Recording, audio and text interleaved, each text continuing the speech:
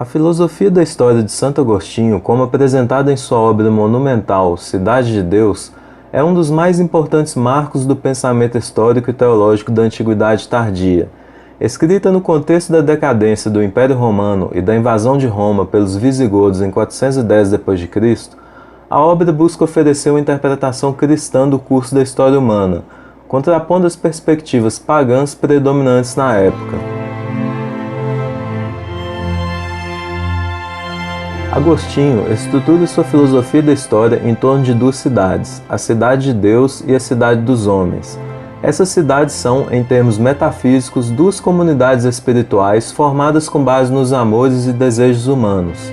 A Cidade de Deus representa os que amam a Deus acima de todas as coisas, enquanto a Cidade dos Homens representa os que amam a si mesmos e ao mundo material, em detrimento do Criador.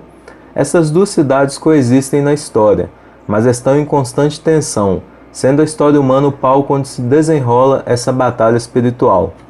Para Agostinho, a história não é cíclica, como propunham muitos pensadores pagãos, mas linear e teleológica, ou seja, dirigida a um fim definido por Deus.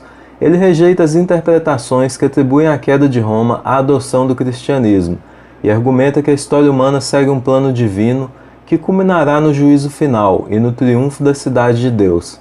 A queda de impérios terrenos, como o de Roma, não é sinal do fracasso cristão, mas sim da transitoriedade e fragilidade das instituições humanas. Outro elemento central da filosofia histórica agostiniana é a ideia de providência divina.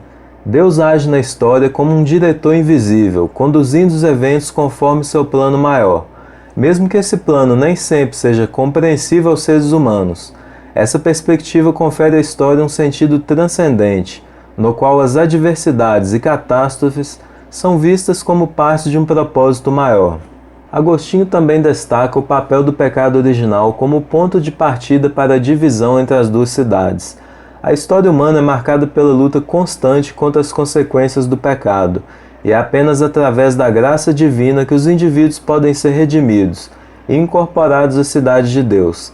Para ele, os reinos terrenos, mesmo aqueles que promovem a paz e a justiça, são imperfeitos e não podem oferecer a verdadeira felicidade, que só é encontrada na eternidade com Deus. Portanto, a filosofia da história de Agostinho oferece uma interpretação espiritual e escatológica da experiência humana, em que todos os eventos são subordinados ao plano divino.